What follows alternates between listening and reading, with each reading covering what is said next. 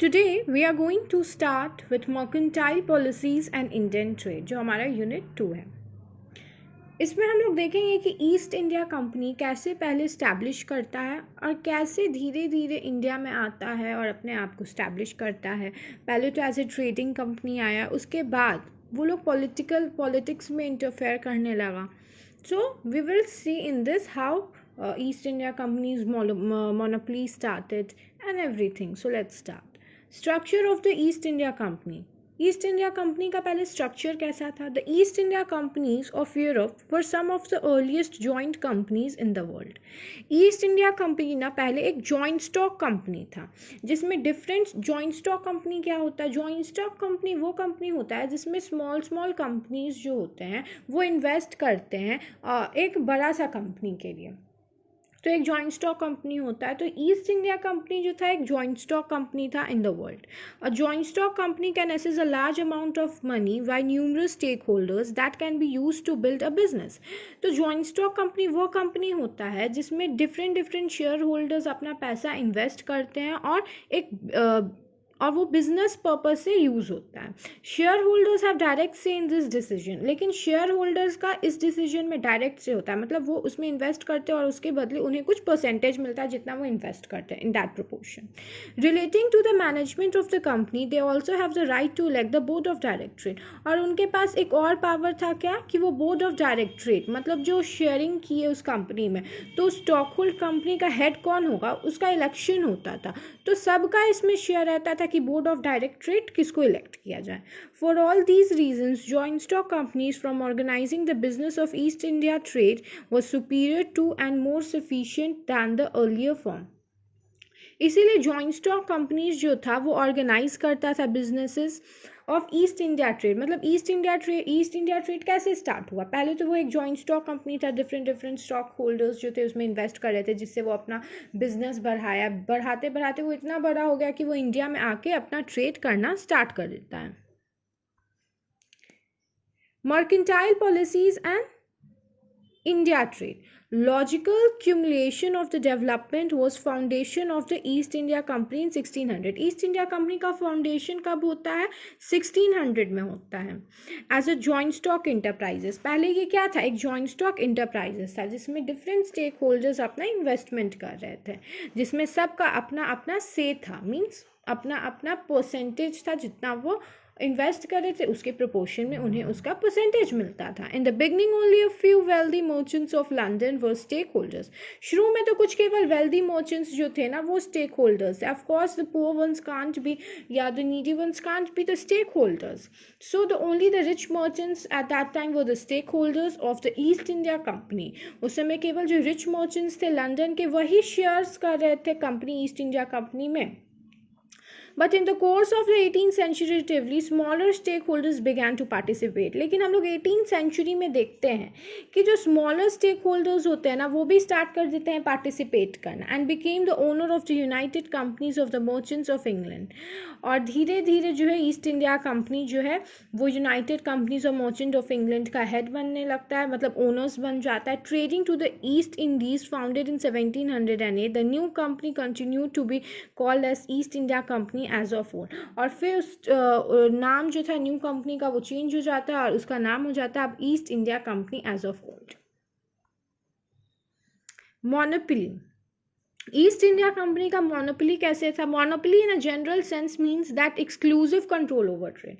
Monopoly का मतलब क्या होता है? आप किसी चीज़ को मोनोपोली, आप पहले तो एक मोनोटोनस बिहेवियर होता है, तो monotonous, you are just doing one work, you are just fed up of that work, then you say that I am the work is very monotonous, I am not going to do that work. क्योंकि आप एक ही चीज़ को करते थक जाते हैं। वही चीज़ होता है एक मोनोपोली। मोनोपोली होता है जिसमें केवल आपका राइट है। जैसे कि रेलवे में, इंडिया में रेलवे में किसका मोनोपोली है? गवर्नमेंट का मोनोपोली है। It is not a private till now, it is government, under government. So monopoly यही होता है, एक जनरल टर्म जिसमें केवल आपका राइट हो। वहीं पे एरोप्लेन एयरवे सर्विसेज हम लोग देखेंगे, उसमें किसका है? मोनोपोली तो नहीं है, उसमें तो different airways, Aakash airs, IndiGo, different companies are there. So in the airways we don't have monopoly, but in railway we see that there is a monopoly. with the India and other countries on the Indian Oceans and further east up to China. तो हम लोग देखते हैं कि monopoly start हो जाता है trading का इंडिया में या अदर कंट्रीज़ इंडियन ओशंस में. चाइना में होता है क्योंकि सिल्क रूट जो था वो चाइना में था और सिल्क जो था वो चाइना का बहुत अच्छा था, बहुत ज़्यादा सिल्क था, तो वहाँ से जाके सिल्क कॉटन ये सब. तो जो ट्रेडिंग कंपनीज थी ना वो जा रही थी डिफरेंट कंट्रीज़ में और स्टार्ट कर दी थी विजिटिंग. जैसे कि नेविगेशन स्टार्ट हो गया था. EIC was legally entitled to trade और ईस्ट इंडिया कंपनी को धीरे धीरे लीगली इंटाइटलमेंट मिलने लगा ट्रेड का कि ठीक है हम आपको ट्रेड करने का परमिशन देते हैं with the above set countries. किसके साथ? इंडिया और चाइना के साथ उनको मिल जाता है कि ठीक है I give you the legal right, you are legally entitled to trade with India and China. The emperors of the states or respective states were granting them, as we see that Bengal, the states in the Bengal also the emperor granted that okay we give you the right. So the East India Company started manufacturing their products and they established their industries over there. So slowly they started evolving. First they were just a stockholder, different stockholder companies invested in them and slowly पहले तो केवल London के जो big businessman होते थे वो लोग केवल इन्वेस्ट करते थे, लेकिन फिर धीरे धीरे स्मॉल भी इन्वेस्ट करने लगे. तो जब धीरे धीरे जो ईस्ट इंडिया कंपनी था वो बड़ा होते गया और एक स्मॉल मियर स्टॉक होल्डर कंपनी से एक बड़ा ईस्ट इंडिया कंपनी बन गया और फिर वो लोग जाके ट्रेड करने लगा इंडिया चाइना में. उन लोगों को परमिशंस भी मिलने लगा. This was a legal right conferred upon the East India accompany by queen Elizabeth I for the first and later by the other monarchs. ये पहला ऐसा लीगल राइट था जो ईस्ट इंडिया कंपनी को मिला था क्वीन एलिजाबेथ I से. Queen Elizabeth I जो थी वो बोली थी कि ठीक है I allow you to trade in other countries also like India and China. They gave this monopoly the right to East India Company partly because it was commonly believed under the influence of the mercantile schools of thought that the state must promote trade abroad to bring wealth from foreign trade. तो इसीलिए queen Elizabeth I जो है वो allow करती हैं कि ठीक है हम आपको परमिशन देते हैं कि आप इंडिया और चाइना में जाके ट्रेड कीजिए. क्यों कीजिए? क्योंकि ऐसा उसके उस समय के स्कॉलर्स का बिलीव था, मर्केंटाइल स्कूल्स ऑफ थॉट्स का बिलीव था कि हम लोगों को वेल्थ जो है वो लाना पड़ेगा बाहर से, तभी हम लोगों का जो रिसोर्स है वो और रिच होगा. हम लोगों को ट्रेड करना पड़ेगा क्योंकि ट्रेड को प्रमोट करना बहुत ज़रूरी था. So that the state must promote trade abroad to bring home wealth for the foreign trade. The upshoot was the government in England conferred a monopoly of trade on the East India Company. और government of England जो है वो धीरे धीरे monopoly दे दिया east India company को कि ठीक है जितना भी फॉरेन में ट्रेड होगा आप कीजिएगा उसको. तो मोनोपोली क्यों मिला? क्वीन एलिजाबेथ I क्यों दी मोनोपोली? ये जानना ज़रूरी है क्योंकि ऐसा उस समय के mercantile schools of thought and scholars का बिलीव था कि हम लोगों को ट्रेड प्रमोट करना चाहिए ताकि वेल्थ जो है फॉरेन का वो घर आ सके, बाहर से वेल्थ आ सके और हम लोग और रिच बन सके, हम लोगों का रिसोर्सेज और इन्हांस कर सके और foreign trade was very important for that. Monopoly versus free trade. अब मोनोपोली वर्सेस फ्री ट्रेड क्या है? From the middle of the 18th century till 1813, the East India Company, particularly its top management called the Code of Directorate, had to struggle. पहले तो कुछ years में जो company थी उसको बहुत ज़्यादा स्ट्रगल करना पड़ा, जैसे कि middle of the 18th century till 1813 तक. Had to struggle very hard to make the company monopoly right effective. Monopoly company का आ पाए उसके लिए स्ट्रगल करना पड़ा क्योंकि of course there were different companies at that time. It was not only just East India Company which was there. There were also companies like the Portuguese, Dutch, they were also there. So different countries were there, different states were there. They were also wanting to trade with India, China. So they had to fight that no, I'm going to do trade in India. So French was there. We also see that there is an Anglo-Carnatic wars in the south region, Hyderabad region, Karnataka region. क्यों होता है war? ताकि वो लोग trade कर पाए. तो first half में तो ईस्ट इंडिया कंपनी को बहुत स्ट्रगल करना पड़ा ताकि वो मोनोपोली इस्टेब्लिश कर पाए. That is to exclude other from entering the trade, ताकि वो इंटर नहीं करने दे किसी भी ट्रेडिंग कंपनी को. This was no easy task. ये एक ईजी टास्क नहीं था, यह बहुत ही महत्वपूर्ण भी था ताकि ईस्ट इंडिया कंपनी अपना मोनोपोली स्टैब्लिश कर पाए. और टफ तो था ही ये task. For one thing, the English East India company own's employee were naturally not above the temptation to set up a private business along with their official businesses. तो एक temptation भी था कि वो नहीं चाहते थे कि वो लोग प्राइवेट बिजनेस के साथ देयर ऑफिशियल बिजनेस स्टैब्लिश करें। More over the on going industrial revolution brought the four in the merchandise activities of the East India company. और रिवोल्यूशन कैसे स्टार्ट हुआ? जैसे ही इंडस्ट्रियल रिवोल्यूशन आता है, ईस्ट इंडिया कंपनी का जो है वो और एक्टिविटीज़ इन्हांस कर जाता है, मर्केंडाइज कर जाता है। Improving goods from England India to England diminish the important in the companies with industrial manufacturing in England. हम लोग देखते हैं कि जैसे ही ईस्ट इंडस्ट्रियल रिवोल्यूशन आता है, जितने भी गुड्स थे पहले तो इंडिया से इंग्लैंड में जा रहे थे, क्योंकि इंग्लैंड के लोगों को हमारा कॉटन क्लोथ्स बहुत पसंद था, उनको प्रिंटिंग बहुत पसंद था, जो फ्लोरल प्रिंट्स होते थे, cotton the clothes, the material of the cloth were very soft, so they liked and they were just they used to purchase it, and that time the cotton was really very costly. So what was happening, industrial promote हो रहा था, कहाँ का? India का। तो India से England में कुछ ज़्यादा था। This and it's important in the companies with industrial manufacturing in England. There were strong lobbies in parliament pressing for the abolition of the company's monopoly. लेकिन फिर देखते हैं कि धीरे धीरे तो पहले इंडिया से इंग्लैंड में जाता था, बट धीरे धीरे क्योंकि ब्रिटिश बहुत ज़्यादा रूल करने लगा और ओवर रूल करके वो लोग क्या करने लगा, वो लोग इंडिया को एक मेयर रॉ मटेरियल के रूप में यूज़ करने लगा, और फिनिश प्रोडक्ट्स जो था, रॉ मटेरियल ले जाता था यहाँ से, और फिनिश प्रोडक्ट हम ही लोगों को उसी रॉ मटेरियल का फिनिश प्रोडक्ट महंगा दाम में बेचता था। तो धीरे धीरे वो लोग पार्लियामेंट में जो था वो लॉबी स्टार्ट हो गया, बोलने लगा कि नहीं, कंपनी का मोनोपोली ख़त्म होना चाहिए। क्यों ख़त्म होना चाहिए? क्योंकि उस समय तो फर्स्ट फेज में हम लोग तो यही ना देखते हैं कि जितना भी फिनिश प्रोडक्ट था वो इंडिया से जा रहा था इंग्लैंड में। Another Charter Act in 1833 abolished the remaining part of the company privileges monopoly that in the China trade। हम लोग देखते हैं 1833 में जितना भी चाइना के साथ ट्रेड था इंग्लैंड का वो अबॉलिश कर दिया जाता है। Thus after more than 200 years the monopoly conferred at the East India Company was taken away by the government, और गवर्नमेंट के द्वारा ईस्ट इंडिया कंपनी को ले लिया जाता है। The nature of the company trade का नेचर कैसा था? The European East India companies main business was to procure certain commodities like spices, indigo, cotton, cloth etcetera. East India company का main motive क्या था? ताकि वो लोग कमोडिटीज़ को ज़्यादा से ज़्यादा प्रोक्योर कर पाए, जैसे कि spices was very rich in India. Indigo, we see that indigo revolt also happens because they were forcing the farmers to produce more indigo in the land which was land for खाने के लिए नहीं है, but then also they were forcing that no, you have to do indigo farming and not do barley, maize, rice, these types of farming. So indigo revolt also happens. Cotton clothes, and we see that उस समय इतना ज़्यादा feminine हो गया था कि लोगों ने कहा, जब क्वीन को जाके कहा गया कि the people are not having food, they are not able to have 2 times chapati, so one time also, so they said that if they are not able to have chapati then they should eat bread. So they were so cruel. From this only you can understand that they were so heartless.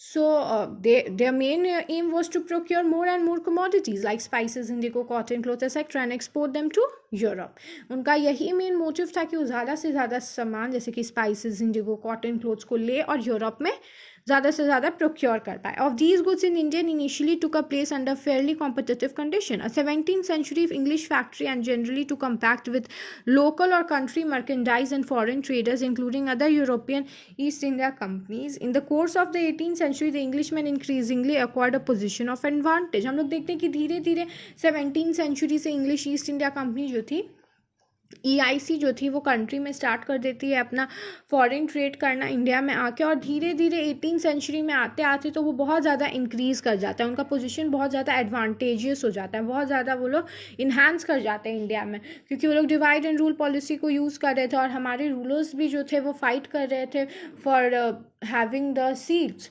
सत्ता की लड़ाई हो रही थी कि नहीं, हम rule करेंगे। तो नोबल्स ही एक दूसरे से फाइट कर रहे थे कि हम किंग बनेंगे, और किंग बनने के लिए वो लोग सपोर्ट ले रहे थे इंग्लिश का, कि आपका हम सपोर्ट लेते हैं और हम आपको फिर ये लोग के बाद में, इंग्लिश ईस्ट इंडिया कंपनी के बाद में, यूरोपियंस के बाद में आके जो एम्परर्स थे वो आ जाते थे और धीरे धीरे उन लोगों के साथ फाइट करते थे ताकि वो एम्परर बन जाए। जब वो एम्परर बन जाते थे तो डिफरेंट ट्रीटीज़ उनके द्वारा साइन करवाया जाता था, जिसमें जितना भी वॉर में लड़ने में पैसा खर्च हुआ है वो भी उन्हीं को देना पड़ता था। और उसके बाद हम लोग देखते हैं कि सब्सिडियरी अलायंस आ जाता है और एक मेयर पेंशनर के रूप में ही एम्परर्स रह जाते हैं। और ट्रेडिंग कंपनीज जो है वो बहुत ज़्यादा अपना स्टैब्लिश कर लेती है इंडिया में।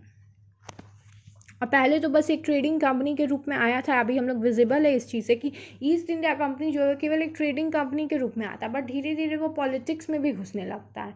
तो पॉलिटिक्स में वो खुद नहीं घुसता है, नोबल्स को देखता है कि ये तो इंटरनल ही फाइट है उन लोग में, तो इस चीज़ का वो लोग फ़ायदा उठाता है। और नोबल्स भी जो था वो अप्रोच करता था कि you help me out. So like this they started influencing and started intervening in the political affairs also. Nature of the company, the influence increased because influence क्यों increase हो जाता है? More powerful by military, East India company का India में क्यों increase हो रहा था? पहले तो जैसे कि मैंने बताया कि नोबल्स में फ़ाइट चल रहा था, नोबल्स में फ़ाइट चल रहा था कि आप हमको हेल्प कीजिए कि हम एम्परर बन सकें। तो क्यों कोई एम्परर हेल्प मांग रहा था ईस्ट इंडिया कंपनी से? क्योंकि उनके पास जो मिलिट्री इक्विपमेंट्स थी वो काफ़ी इन्हांस थी। The weakness of successor state since the decline of Mughal empire allowed the East India company, successor states जो थे वो काफ़ी वीकेंड थे क्योंकि उनमें तो नोबल्स के बीच में ही फाइट चल रहा था, वो लोग कंटिन्यूसली फाइट कर रहे थे वॉर्स, जिसकी वजह से उनका स्ट्रेंथ जो था फाइट करने में ही जा रहा था। जबकि हम लोग देखते हैं कि राजा रंजीत सिंह जो थे, महाराजा रंजीत सिंह, उनका जो स्टेट था वो सेकेंड लार्जेस्ट मिलिट्री था एशिया में, तब भी जो ब्रिटिश ईस्ट इंडिया कंपनी है वो उसको हरा देता है। तो आप सोच सकते हैं कि कितना वीकनेस था सक्सेसर्स का उस समय।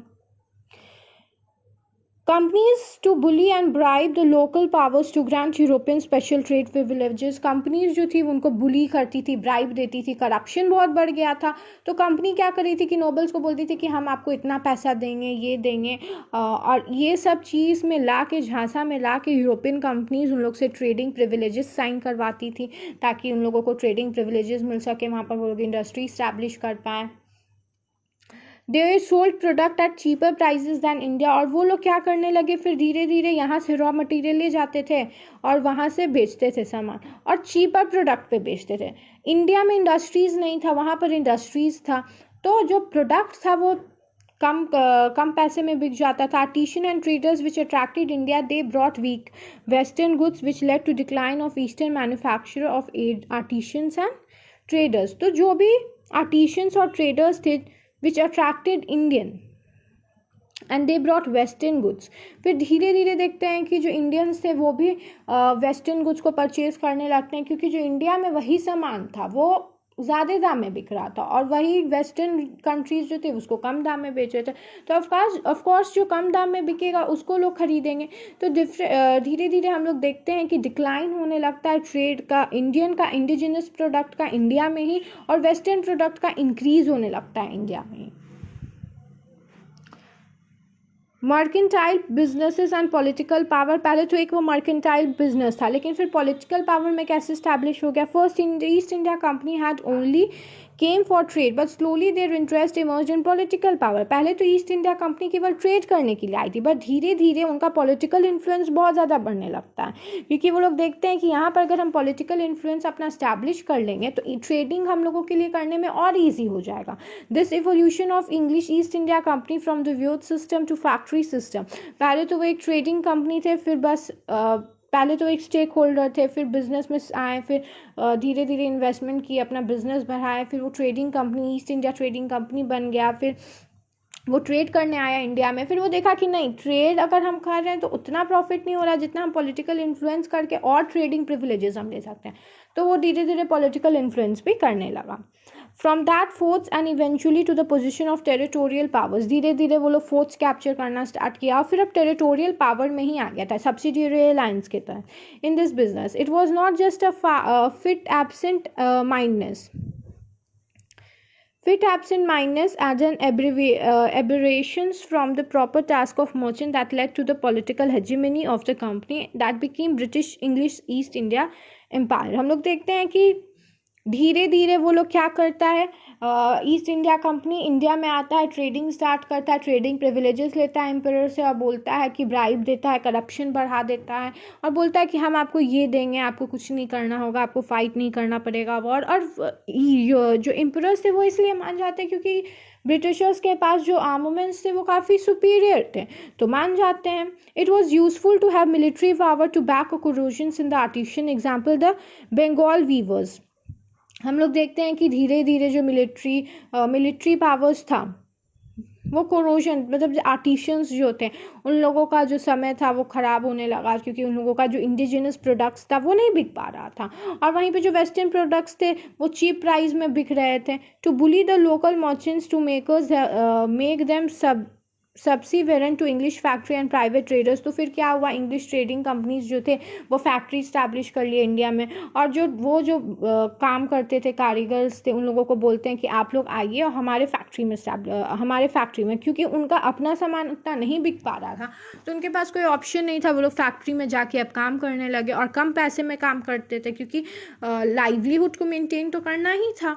English factors and private traders end of course eliminate other foreign merchants, particularly the French and the Dutch, from competing with the English। हम लोग देखते हैं कि इंग्लिश फैक्ट्रीज जो था वो स्टैब्लिश होने लगा और particularly the French and Dutch, जो फ्रेंच और डच थे वो धीरे धीरे आए बट वो उतना स्टैब्लिश नहीं कर पाए जितना English East India company establish कर पाए। वो इंग्लिश के साथ कंपेट किए लेकिन ओवर रूल नहीं कर पाए। Mercantile business and political power कि हम लोग लास्ट फेज में अब चल रहे हैं। The territorial ambitious of the English East India company made a lot of economic sense so far English interest were concern.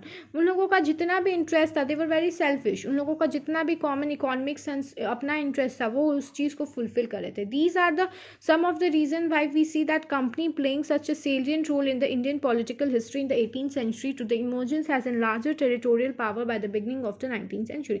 क्योंकि उनका इंटरेस्ट था, इकोनॉमिक इंटरेस्ट था इंडिया के साथ, इसीलिए वो इंडिया में इतना पॉलिटिकल इन्फ्लुएंस कर रहे थे या पॉलिटिक्स में इन्वॉल्व हो रहे थे क्योंकि उनका इंटरेस्ट था, उनका इकोनॉमिक इंटरेस्ट था, उनको पैसा मिल रहा था इंडिया से, वो हमारे वेल्थ को ले जा रहे थे, हमारे गोल्ड को ले जा रहे थे। ड्रेन ऑफ वेल्थ थ्योरी दिया गया था दादा भाई नौरोजी के द्वारा, वो फर्स्ट पर्सन थे जिन्होंने थ्योरी दिया ड्रेन ऑफ वेल्थ, हमारा वेल्थ को ड्रेन किया जा रहा था। लेकिन ये चीज़ एम्परर नहीं समझ पा रहे थे।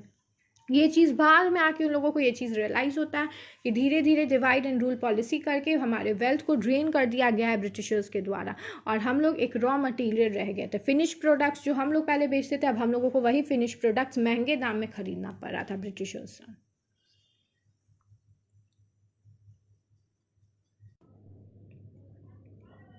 Rise of industrial capitalism and the companies mercantile policy.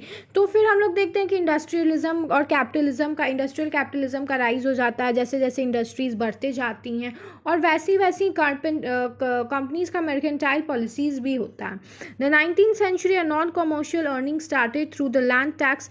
पहले तो केवल कमर्शियल अर्निंग हो रहा था, फिर 19th century में नॉन कमर्शियल अर्निंग्स भी जो था वो कंपनी स्टार्ट कर दिया था लैंड टैक्स से, जो लैंड के लिए आपको टैक्स पे करना पड़ा था। अगर आप लैंड खरीद रहे हैं तो उसके लिए पे करना होगा, अगर आप फार्मिंग कर रहे हैं तो उसके लिए पे करना होगा।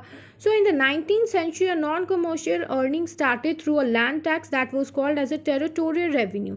इस चीज़ को क्या कहा जाता था, टेरिटोरियल रेवेन्यू। जो land tax non commercial earning से अर्न हो रहा था पैसा उसको कहा जाता था territorial revenue, which came from the land revenue and other taxes collected from the territorial conquered by companies, and this increased because companies commercial earning declined। क्योंकि धीरे धीरे कंपनीज का कमर्शियल अर्निंग जो था ना वो डिक्लाइन होने लगा था जिसके वजह से उन लोगों को पैसा चाहिए था तो वो लोग अब टैक्सेस स्टार्ट कर दिया कलेक्ट करना बिकॉज कंपनीज कमर्शियल अर्निंग जो था वो डिक्लाइन होने लगा था। Bengal was use to export goods to England. Bengal जो था वो एक रॉ मटेरियल के रूप में यूज़ हो रहा था और इंग्लैंड में एक्सपोर्ट हो रहा था goods. The territorial revenue also enabled company to raise the money on credit the so called territorial डेप्ट and to pay for a military actions for further territorial expansion. अब धीरे धीरे अपने इन्फ्लुएंस में लेने लगा कंपनी स्टेट्स को और बोलने लगा कि आप हमको टैक्स पे कीजिए, आप जितना भी खर्च है मेरे आर्मी का उठाइए, हमारा जो हेड क्वार्टर होगा वो आपके ही एम्परर में होगा और आपको हमारे जितना भी एम्परर्स का या जितना भी सोल्जर्स का खर्च है या आर्मामेंट्स में खर्च होगा वो आपको उठाना है, लेकिन हम लोग आपके टेरिटोरियल को सेव करेंगे। अगर कोई भी वॉर होता है तो हम आपको उसमें हेल्प करेंगे। तो धीरे धीरे सब्सिडियरी अलायंस में ले आया जाता है स्टेट्स को, जैसे कि हैदराबाद, अवध, डिफरेंट स्टेट को। और अवध जो एक ऐसा स्टेट है ना, वो बहुत ही माई डियर कहलाता था ब्रिटिशर्स के लिए, क्योंकि वो बहुत ही जितना भी बात था अवध जो था वो ब्रिटिशर्स का मान लेता था। So they were very close to East India company. तो हम लोग देखते हैं कि emperors were largely responsible for the decline of for the rule of the colonial rule in India. So emperors were itself responsible for the colonial rule in India. और दादा भाई नौरोजी, जैसे मैंने बताया कि ड्रेन ऑफ वेल्थ का hypothesis देते हैं और बोलते हैं कि इंडिया का वेल्थ जो था वो ड्रेन हो रहा था। 1867 में इन्होंने ये हाइपोथेसिस दिया, claiming that British was draining India's all it's wealth. और बोलते हैं कि दादा भाई नौरोजी बोलते हैं कि इंडिया का जितना भी वेल्थ था वो ब्रिटेन जो थे वो ड्रेन कर रहा था। सो हम लोगों का यूनिट 2 जो है वो कंप्लीट हो चुका है। हम लोग ने सारा टॉपिक्स जो था और सब टॉपिक्स जो था उसको कवर कर लिया है। So we are done with this and you have to just write it down. जितना भी स्लाइड्स था आप उसको कॉपी में लिख लीजिए। It is more than enough, nothing you have to write more than this in examination. If you just write this you are going to score good marks. You have to just listen to my lectures and you are going to have good marks. So thank you everyone.